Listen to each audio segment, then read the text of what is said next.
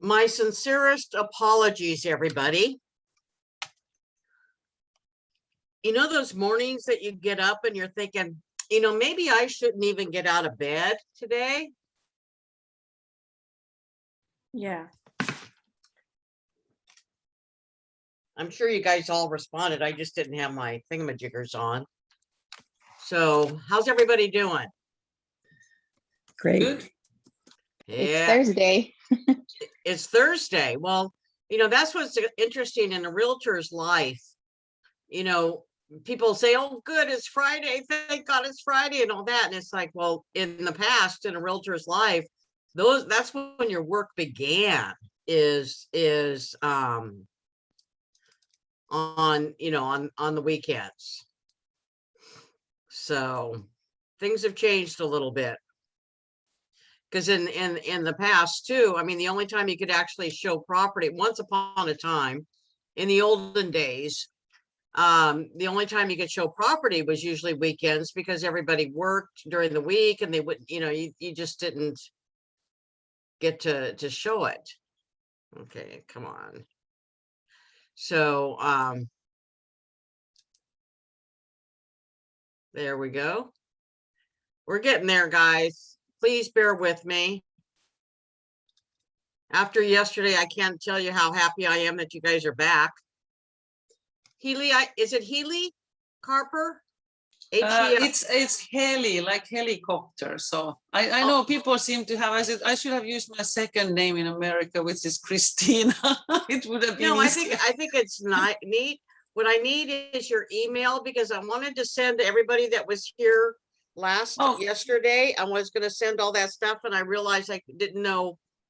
Oh, it's just it's a heli at kw.com. Just HELI. I keep it very simple. So. Okay, and you're out of what office? Silicon Valley. Okay. Thank you. Thank you. Okay. Renee's going to take a great big breath. So this is, after yesterday, this is my favorite class. So this is contract to close. And to be perfectly frank with you, this is where the rubber hits the road. This is where the good agents are separated from the mediocre or the bad agents, okay? This is where you can make a name for yourself, both good or bad. Other than that, no pressure, okay? Okay, let me see. So this is let me see. There we go. Now that's working right. So this is about the negotiating contracts, the transaction management and closing, the vendor management, and the compliance and risk management. Okay, so this is about the actual running the business. You've grown your business, you've done your lead generation, you've met with sellers, you've met with buyers, you finally get one in escrow.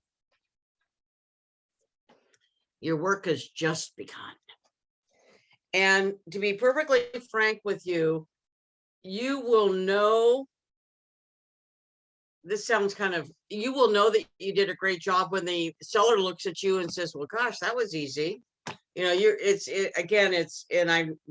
analogy is an old one, but it's, like the duck on the water and the duck is paddling like crazy and up above, it just looks like he's sliding on.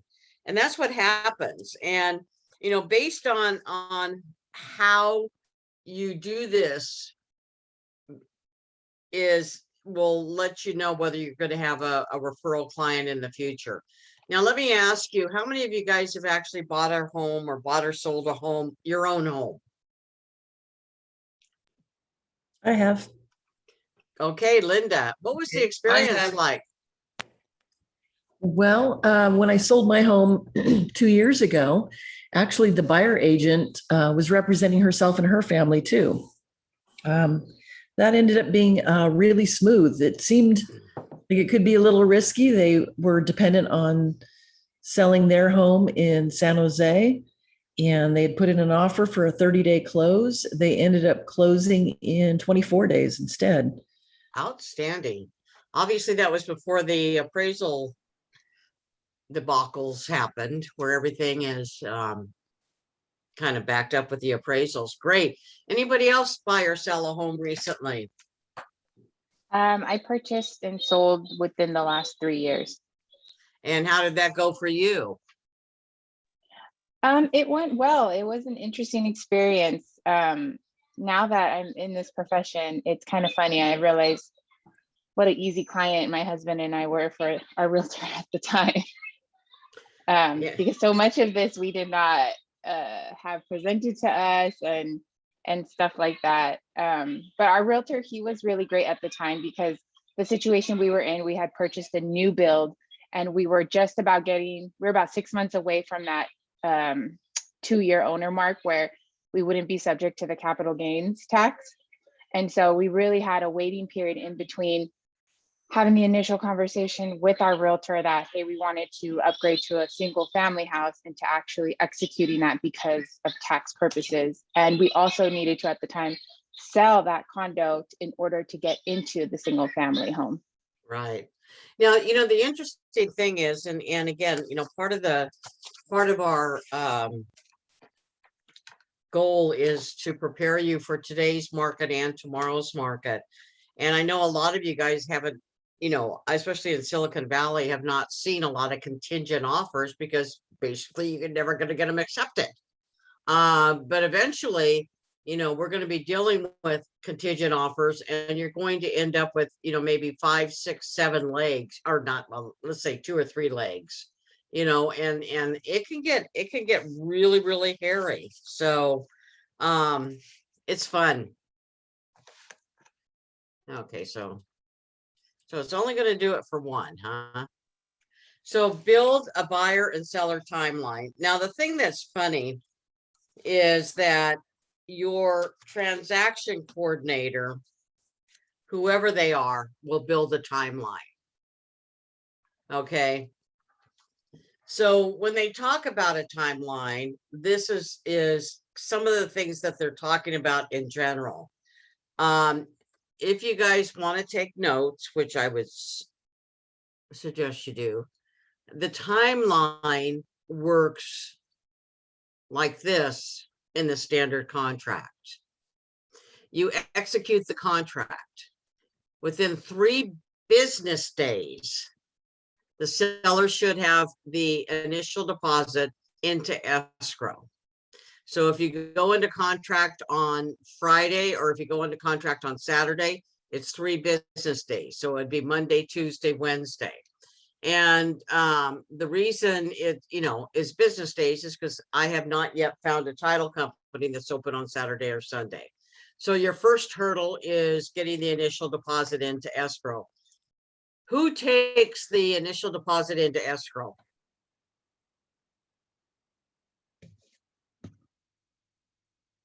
The selling agent? Client? The buyer. The buyer. The buyer. You never touch a check. If you touch a check, you have to log it into the trust account. You got to log it out of the trust account. And agents got themselves into so much trouble by taking deposits. As a quick story, and I think Mike tells this story. Someone wrote an offer and they went into escrow, and the agent had the check, and it was in escrow, it was at the office. And within 2 or 3 days or whatever, the buyer said, I don't want to buy the house. So the buyer's agent went up to the person in the office and said, give me the check, I'm going to tear it up. Well, that deposit should have been in escrow, and that deposit should, at that point, there could be arguments that it could be the seller's deposit, so that the seller could get it. So that's why let the buyer take the deposit to the title company. Any questions about that? Yes. Yes. Okay, so the process is, okay, the agent works with the buyer, they say, I want to make a deposit, and you tell the buyer to make their check out to the escrow company? Yeah, you make it out to the title company. To the title company, and who chooses the title company? Is it the seller that chooses the title company? Technically, the buyer is supposed to choose the title company, Okay, but the trend has been, and I won't argue that trend because I use it as a listing agent. I Mhm. normally will open up an escrow for a couple of reasons. Number one, it gives me the opportunity to get a prelim to see if there's anything that is squirrely. And number Okay. two, it allows me to build a relationship with the title company so that if I ever have a little squirrely request, not illegal, just a little different kind of request, Uh-huh. they're more willing to do it. So even though theoretically Mhm. the title company, the buyer is supposed to select the title company, Uh-huh. normally what happens is you'll have to use the one that the selling agent or the listing agent has already opened escrow. Okay. Okay. Um, Just as an FYI, again, as an FYI, what happened at one point is when there was a lot of real REOs foreclosures mhm. on the market, what was happening is that the bank was demanding that the buyer use a certain title company because they had an agreement with them and they were, and basically the government came down and said, no, if the buyer does not want to use that particular title company, they don't have to. And there's times where someone will say, well, I really don't want to use that title company. Can I use this one? And I will cancel if it's a good reason, I Mhm. will cancel the agreement and I will cancel the escrow and have a go. Anyway, Okay. okay, so that's the first thing is 3 days you have to get to your lender you get the deposit into escrow. The seller has 7 days to get you all the disclosures and all the reports that they have. Okay, so if they haven't done any reports or anything, they don't have to get those, but they have 5 days to get all the disclosures over to the buyer. Oh, 5. Did I say 7? Yeah, you said 7. Hold on a second.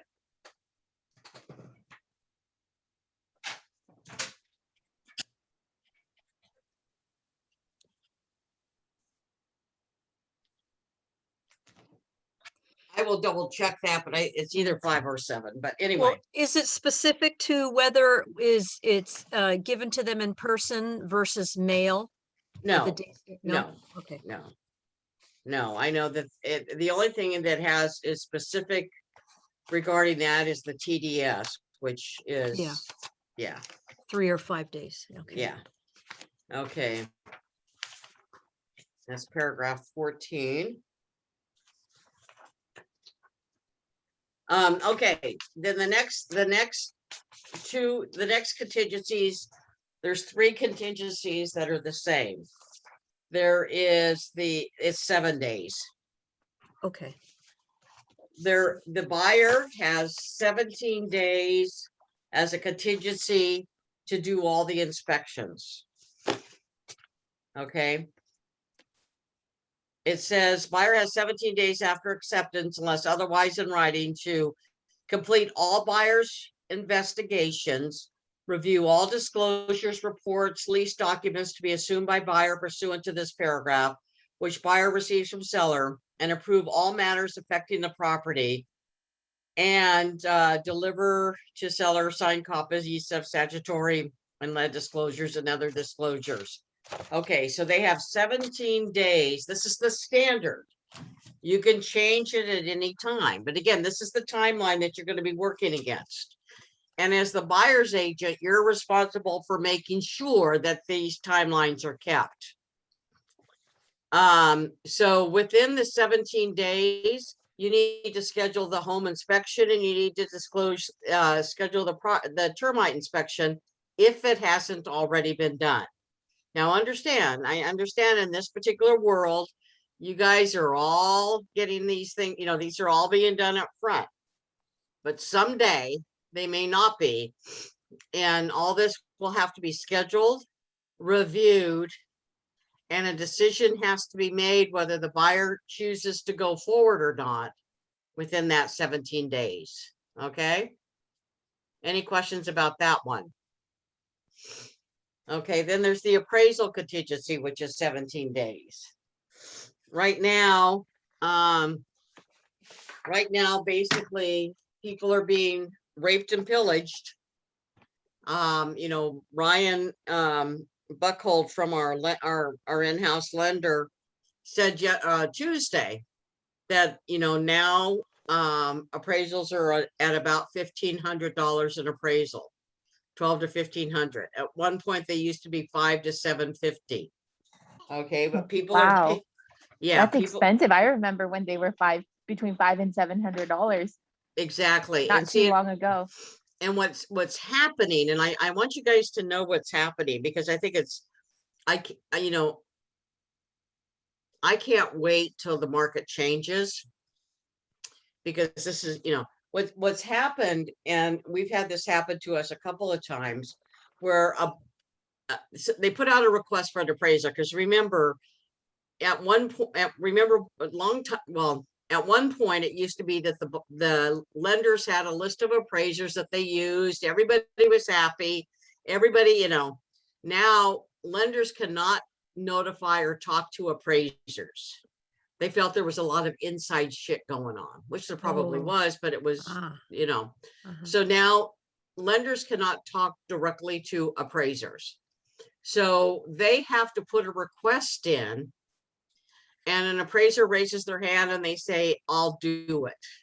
Well, what happened on a couple of my transactions, and it was with a lender that was not sophisticated, I'll use that terminology. What would happen is someone would raise their hand and they would say, I would do it, I'll do it for 750. And another request came in for 900, and they drop us like a lead balloon, and they go do the one at 900. So then our request went back into the thing, and that happened like 3 or 4 times. So appraisers are getting a little piggy. And when things change, we're going to remember who was piggy. So anyway, 17 days is the appraisal time limit. And, you know, sometimes you're going to have to extend that. So with that said, if you're not going to make a timeline, you absolutely need to let the other agent know. And there is an official form called the extension of time addendum. So if it looks like you're going to need extra time for the appraisal, you're going to probably need to do the extension of time addendum for the appraisal. And to be honest with you, if the appraisal is going to be extended, probably so is the close of escrow. Let me tell you, there is nothing worse, and this happens way too often. You'll get to the point, you know, in our transaction coordinator, she's so cute. She'll say, a gentle reminder that this particular contingency is coming due. Well, isn't that Bethel? And if I have to chase you down, or you start hiding from me, not a pretty picture. I want to work with people, and I have one agent right now, and we're working on a transaction that should close next Tuesday. But she has actually, every time it looked like there was a delay, she picked up the phone, she called me, she'd say, Renee, we haven't gotten the appraiser out there yet. I'm going to have to send out an extension. That's how you want to operate. That is what a true professional does. It doesn't do any good. It doesn't do any good to hide, you know, because also in the contract is the ability to do a notice to perform, which is basically telling people you do something within 3 days or I'll cancel. The other thing I want to say, and I know you guys all know this, if you ever hear an agent say, well, I'm just going to cancel you, they can't. They can't. There's a process they have to go through to cancel. But again, keep your timelines, keep updated with your timelines and let the other agent know. The buyer, the loan contingency is usually 21 days. So once you, and one of the things that Mike talks about is when you have a loan contingency, ask the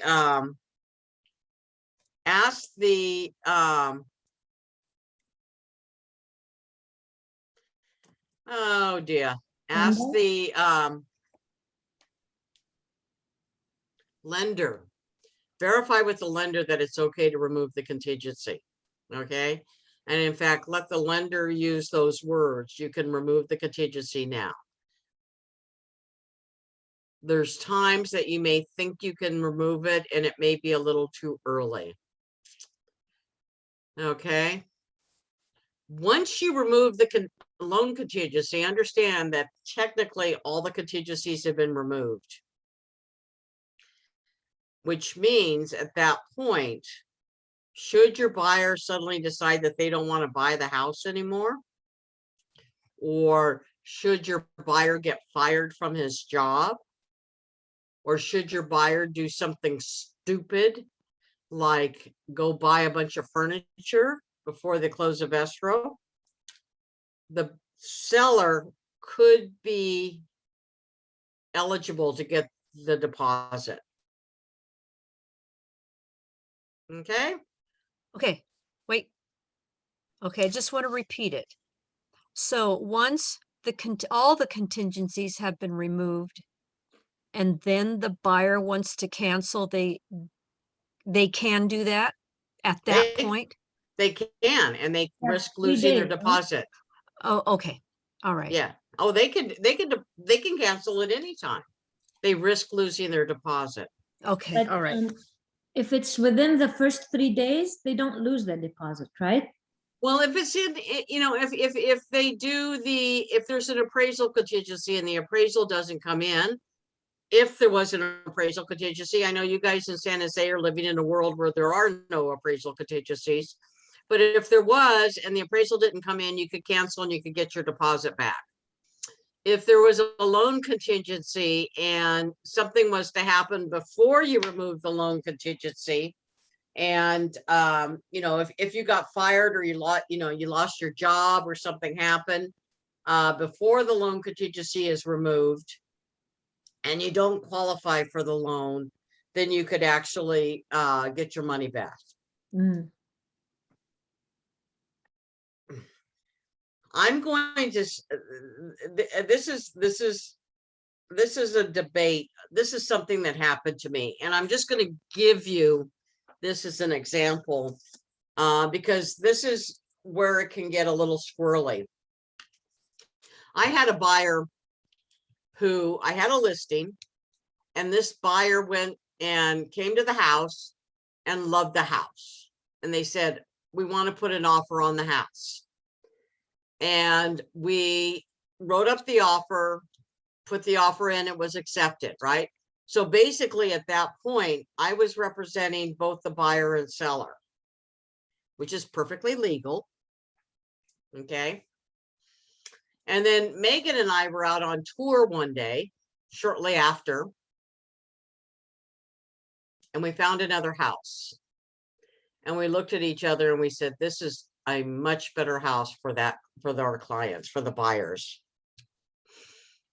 And it's like, shoot, you know, we're in escrow on this other one. Should we, you know, and we decided to do the right thing, let them, you know, show them that house. Okay, so we showed them the house and they liked the second house much better.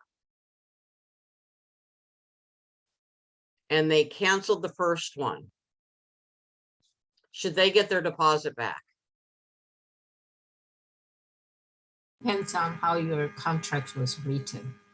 I don't Okay. think they could. Okay, now who said it depends on how the contract was written? It's Monica. Okay, Monica, what does that mean? Did you put any contingency on your contract? They had all the contingencies.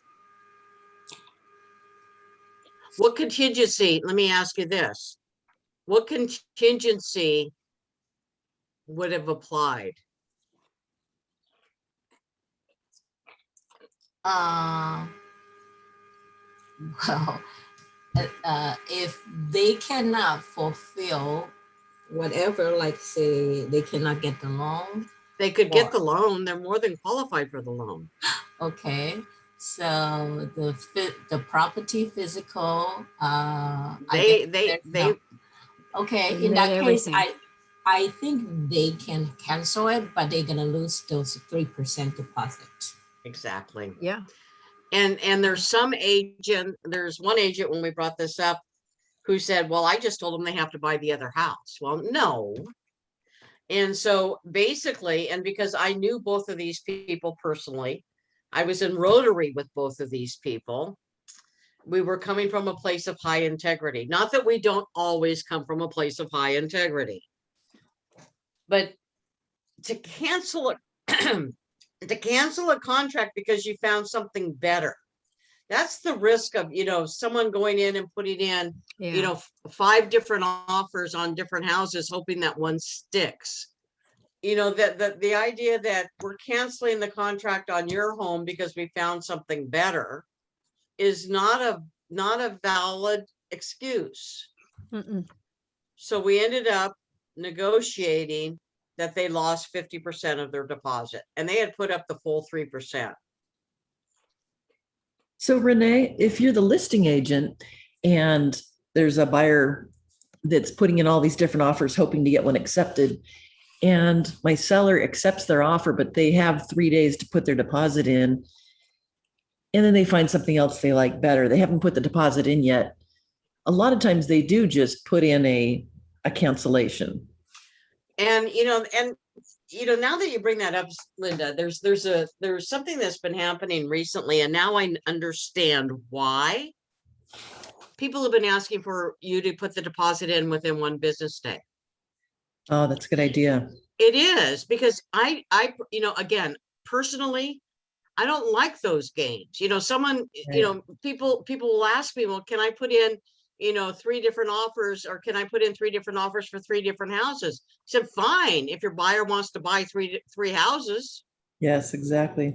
because technically they are, and you can't play these sort of games. Well, I'm going to buy, I'm going to put in these 3 offers, and I mean, the sellers agonize. The sellers, there's a lot of time and energy and whatever, and then you wait, the 3 days. So I now I understand why people are putting in that you have to have the deposit in the bank within 24 hours. Now, can they write a check and then cancel the check? Can they do a lot of shit? Yes. But at least you're trying to keep them honest. Good Good point. question. Do we accept personal checks as a deposit, or is it? Yes, we do. Mm. Because Isn't the it better escrow, idea to have a cashier's check? you could ask for a cashier's check. The reason, that's the only time we accept a personal check, and it's because it has enough time to clear. Most closings are 30 days. Now, again, it's up to the escrow company. If the check bounces, they have to tell you. But and that right there, you're going down a real rat hole. Anyway, so I just wanted to give you that example because this will happen, and technically, and I think, I don't want to say, but honestly, if someone wants to cancel a contract because they found a better home, that's not one of the contingencies. Check here if it's contingent on me not finding a better home. Okay. The one other thing that I want to bring up here, and and understand that the buyer and the seller timeline is pretty much the same. The one thing I want to bring up here is the CD, because this is something that came about, gosh, about 4 or 5 years ago. And it's really not caused, but it's an interesting kink in the process. What happens now is you get final approval, right? And it goes in everything else. Well, what used to happen is we'd get final approval, docs would be drawn, loan documents would be drawn, they'd be sent to the the title company. Buyer would come in, sign the docs. Docs would be sent back. Funding would happen the next day, closing within, recording either that day or the day after. Okay. Well, what happened was that a lot of buyers would go into sign off, and they'd go, "Holy shit, what are all these fees?" And I actually had one yesterday, where she knew there were going to be some fees, and we had, talked about it. But anyway, she was in a negative AM loan. It's ugly. I mean, she's walking away with, so what they have decided, or what they do now, is instead of, doing the documents, loan documents right away, what they do, and you've heard of this before, like with a second loan, they have the 3-day right of rescission. That's basically what they've built into the purchase contract. What happens is that once they get approval, everything's ready to go. A CD, a closing document, is issued to the buyer. The buyer reviews what the costs actually are for this particular transaction. And then it's sent back. Once they sign it, they have 3 days. So one was signed for this one that's closing on Tuesday, or next Tuesday, because Monday's a holiday. They signed it Tuesday. They count the day they signed it, Tuesday, Wednesday, Thursday. They get loan documents on Thursday. They sign off. It's sent back. They're not going to fund and record on Tuesday. So what this has done is it basically has kind of slowed down the process. So if you're working with a seller, and you get a call from the agent, and the agent says, "Oh, we're going to close any day now. We're going to close any day now." The one question I want you to ask is, when was the CD issued? Because if they say, "Well, the CD hasn't been issued yet," guess what? You've got another 5 days before it can close. And again, that's something new. Well, it's not new. For you guys, it's old. For me, it's new. It's something that they put in place about 5 or 6 years ago. Any questions about that?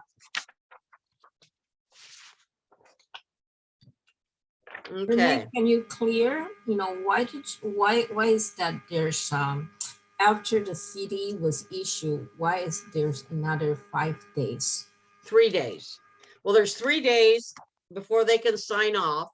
Okay. So they get the loan documents, they sign off. This loan documents, Julia, you're going to be so proud of me. Loan documents are sent back to the lender. They go to the underwriter for final review. And believe it or not, they sometimes verify employment. They'll sometimes pull another credit report. They'll sometimes verify, they could do another verification of everything. I've had what I thought was going to close one day, and they pulled the title report, and there was something on title that they hadn't caught before, and it delayed it for a day. So anyway, the underwriter investigates all, does the final blessing. Once the final blessing is done, they wire the money to escrow. Now, this is going to mean nothing to you, and it could mean everything to you. If they wire after 2, it will not get to escrow until the next day. If they wire first thing in the morning, it will not get to escrow until 1 o'clock that day. Okay. So when it gets to escrow, they match the wire, and the buyer should have brought either and I found out today, if you bring in a cashier's check, you have to wait 1 day.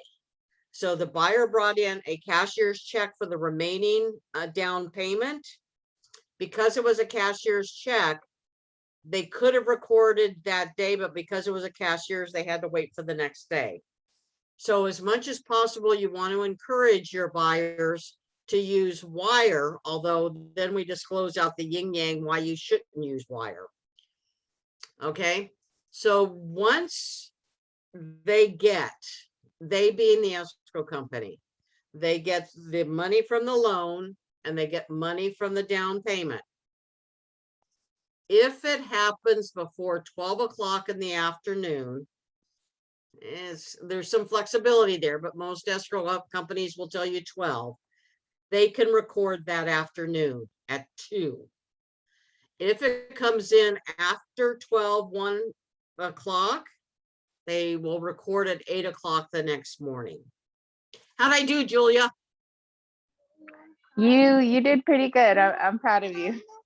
Good job. The CD thing is always really tricky because the lender sends out the CD to the client, so the client can consent to all the fees associated with the transaction, understand how much cash is needed to close. And then on top of them issuing the CD, the client then has to formally acknowledge receipt of that CD to trigger that 3-day that 3-day period. So there's just a lot of moving pieces happening all at once. And the thing also with recording and the escrow company, when I was in the business doing it, the escrow companies were only allowed to record so many a day. So they had to pre-plan, okay, this deal is going to close on this day, and they would save spots for the deals that they knew would be closing that day. And so that's why it's really tricky when you say, you want to have a good relationship with your escrow company. It really is true, because you will have those days when you need accommodations to be made. And those relationships are going to be what helps you accomplish that for your client. See, now I learned something today. I didn't know that there is some sort of an allocation system. I do know that with my escrow officer, whenever it's supposed to record, it does. And understand that the second recording, the 2 o'clock recording, never used to happen. I mean, up to about a year ago. In fact, I think COVID probably made it more of a standard. There used to only be one recording a day, and that was at 8 o'clock in the morning. And if there was sometimes at the end of the month, or maybe sometimes on a Friday, they would do 2. But most of the time there was only one recording. And if you really had to push to get what was called a special recording. Also, at one point, they used to take all the documents down to the office, the recording office. And there would be someone sitting there at 8 o'clock in the morning when they open up, and they would record all these things. Why do you think it's important? And you can't answer this, Julia. Why do you think it's important that they do it before 8 o'clock, that there's certain times that they do it? What are they trying to prevent? To prevent closing if there is issues that pop up through their review. Okay. I think you're onto something. Doesn't that also affect the prorated? Yeah. No, okay. It does, but that's not Yeah. the reason. Okay. The reason, anyone else want to venture a guess? Is it because your buyer could be held liable for every day that the transaction doesn't close, per whatever your contract said? No, although that's a good one. No, the reason that they used to do it at 8 o'clock, and the one thing that they do before they record, they pull one more title report to make sure that there's no liens that have been recorded. Mhm. Because the title insurance is insuring the title, and they're ensuring that everything has been paid off. So right now, what you'll notice is when you do a sign off, they'll ask, have you done any work to the house? Have you had any professionals in the house? Have you done anything? Because what they want to know is if there's a chance that there's going to be a mechanic's lien or some sort of lien against the house. So that's why they wanted it. Huh? That makes sense, Renee, because the mechanic lien you can file so many days after too. Right. So what they want to do is they want to do it like at 8 o'clock in the morning. They want to do it before people could go in and file those things. And then they want to do it in the afternoon before anyone can go in and file something. So that's why the times, and that's why it used to only be at 8 o'clock. But with computers and everything else, it's become a lot more flexible. Okay, well, I think I beat that little one to death. Are you all agree? Okay. So the seller thing, the seller is just making sure everything happens. They accept an offer and, it's pretty much the same milestones as the buyer. The biggest thing is waiting for the appraisal. Okay. Best practices and risks. So looking at timelines, what do you think? Where do you think? Let's just talk a little bit about where do you think things can fall apart?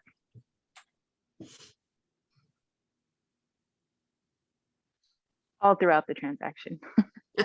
Yeah, pretty much every time. Mhm. Probably the first time is if the appraisal doesn't come in and you have an appraisal contingency. Could be an issue. Mhm. Inspection. Inspections. Yeah. I have one that's due to close, I have one that's due to close, as I said, next Tuesday. And, the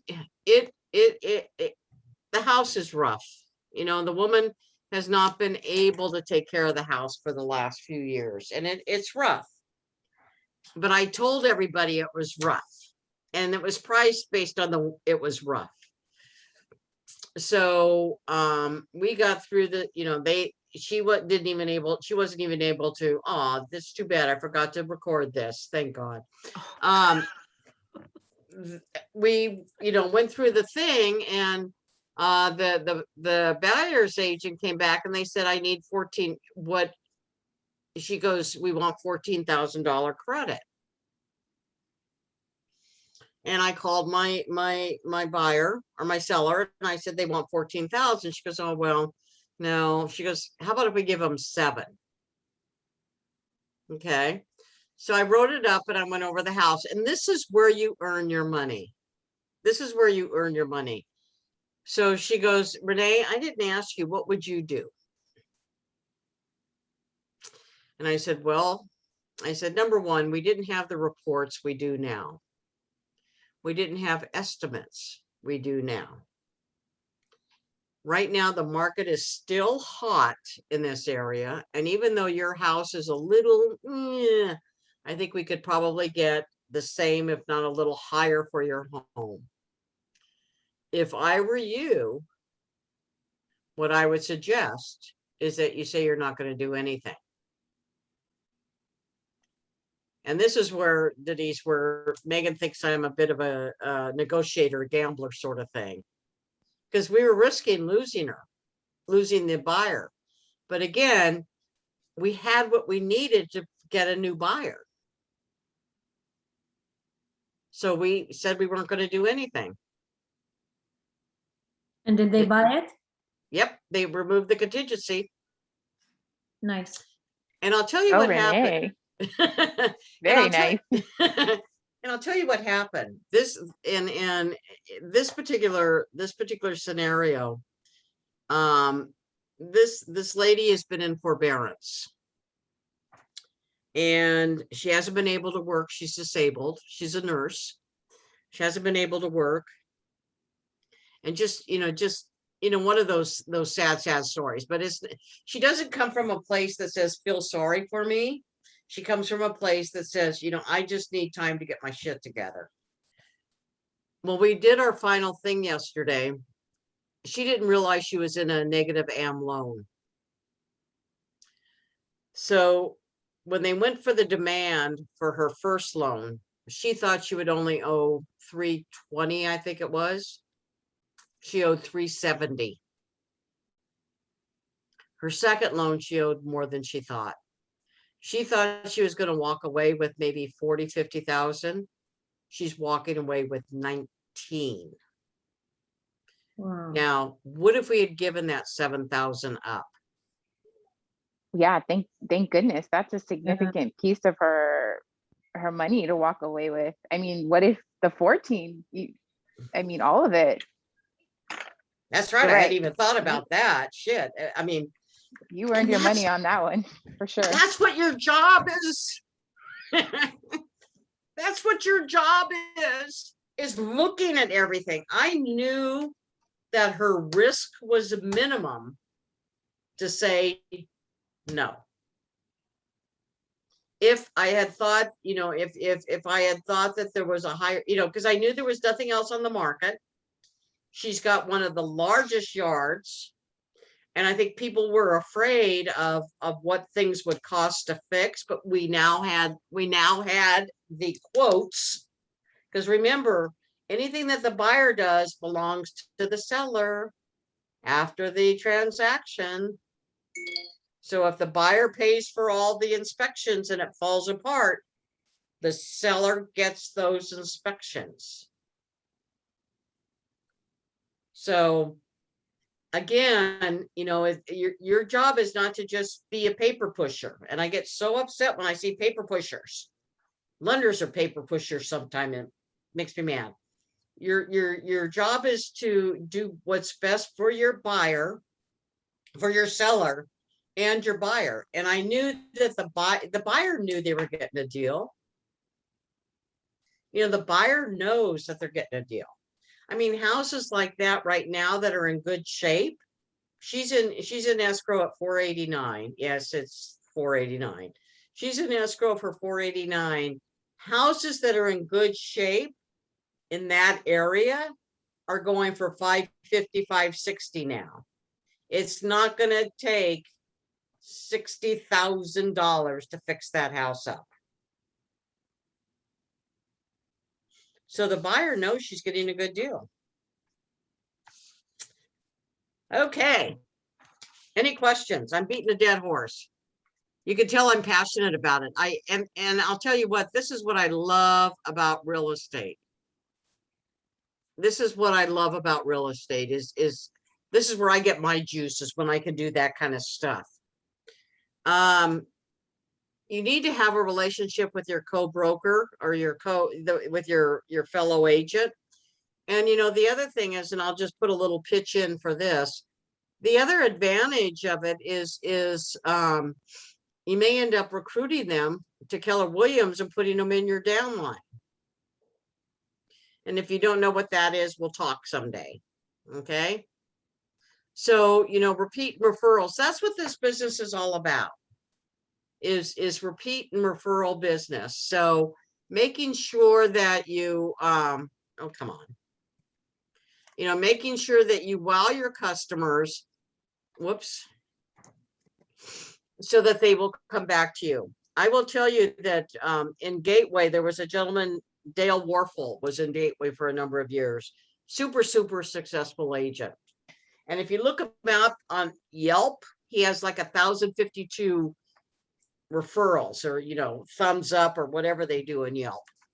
And the way he gets those is at the very beginning. When he meets with clients, he says, my goal is to give you a 10 plus experience. In fact, your experience is going to be so incredible that you're going to want to write a review for me on Yelp. 2 weeks into the transaction, how is it going? Do you think you're going to be able to write that referral at the end of the transaction? And he does everything to point them towards that. Now, full disclosure, and this is where full transparency. Never give out a place for someone to write you a review until you've actually closed escrow. Because I had something go super, super, super, super south on me. Super south on me. This is a few years ago. And I'd already given the seller my Zillow link to write a review. To say the least, he was not a very nice person to me. So always wait till it's over, okay? that's just a little. So you guys are probably going to go into Zillow to see what Ellie said. Anyway, and it was my fault what happened. Okay, command transaction management. Understand that the only way you're going to get paid is if your transaction is under command and under opportunities. So the best thing is to start doing opportunities up front. If you're working with a buyer or seller, go to opportunities, add them, or as you add a client, if you're going, it looks like you're going to, you're in the preliminary stage or whatever, you can actually add the client, go to opportunities, and then put them as an opportunity, and then you can move them along. Okay. We're not going to do this, but, and the stages and all that. You should always, there's the consumer applet. You should always be prepared to give people our consumer program. If you don't know, it is Gary's vision that the consumer application will be almost like Netflix. Your Netflix is different than my Netflix, which is different from someone else's, because they base it on what you're looking at, what movies you look at, and everything else. And that's his goal, is to eventually every person's consumer app will be geared towards them.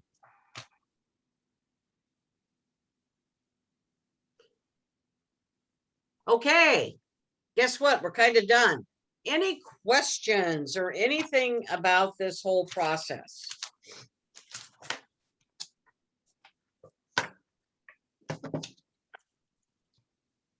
Renee, I just have a quick question, but it's not about the process.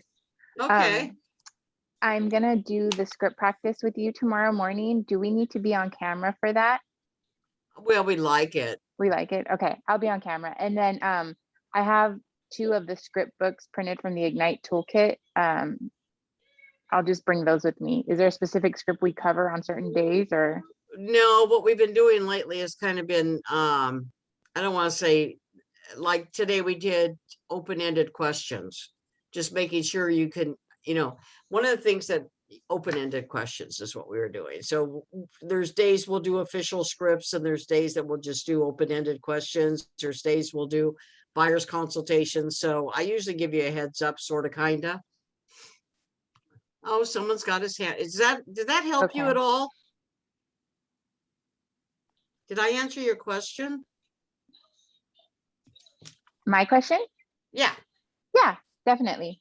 I'm Okay. excited to join the call tomorrow morning. So Well, we're I'll be there. excited to have you, Thank you. Mr. Alazem. You have a question? Mr. Alazim in the building. Yes, Alazim. ma'am. So I have Alazim. So I haven't been getting the invites for the script practice. I've only been getting these. So I'm wondering where am I supposed to access? Well, then shame on me. But basically it's the same link as you've always used. But you haven't been, so okay. Shame on me. I will send that out after we get done. Okay. Yeah, and I'll save it this time, because yeah, like I'm being inundated with a whole bunch of emails, so I think it's getting lost in translation. Well, there's only one person that's important, and that's me. Kidding. Just kidding. Just kidding. Any other questions at all? I will send that to you, because we covered a lot. And then for those that were here yesterday, raise your hand if you were here yesterday. Raise your, because none of you are showing your little faces. So raise your okay, Elsie, Monica. I was here Healy. yesterday. I can't find the hand though. Okay, Linda. Yeah. Okay, I'll send you the stuff that I had said that I would send you. Great. And I'll actually put you into Mr. Alazim. Alazim? Okay. Anything else? Well, guess what, guys? You're officially graduated from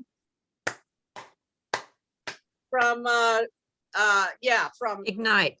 that's what it's called. Yay. Ignite. Congratulations. Thank Great you. job. Obviously this one is not going to be in the recorded library for the future. It's not going to be, is it going to be or not going to be? It's not going to be. It says it's recording though. Yeah, Where? when we entered, it said that this meeting is being recorded. I hope so, because I'm having this listing coming and it's really terrible. And I had to take the phone call because this guy is very, very difficult. It's it's a bank You've kind of. got a difficult, yeah, it is recording. It's a look at it. trust, and it's been going on for a year. So now I'm getting to the final line, but he's not sending the listing agreement, and I'm asking. It's just terrible.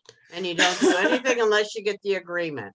Yes, I'm trying to get that, but it's mine, but it's still difficult. But so I missed in the part there, and I really wanted to be there. So I No, hope it's recording. it is recording. I see this little blinking red light. So Yeah. damn. Okay. I think I'll find it later then. Thank you so much. Okay, guys. Well, you guys did a great job. Thank you. I will send to you the stuff that I covered, the real breakdown. And one of the things that I'm going to send you, which I think is really, really cool, is remember we were talking about 30, 30, 40, 30%. Anyway, this actually has a breakdown based on what your GCI is. So if your GCI is 100,000, then it has what the breakdown is in the way of expenses. So it's a lot better. It's not anyway. Okay, guys, I enjoyed it. You're fun. Thank you, Renee. Thank you. Thank you. Thank you, Renee. Renee. Thank you. Thank Yeah. you. Bye. Thanks. We'll Thank see you. you later. Bye. Bye. Bye.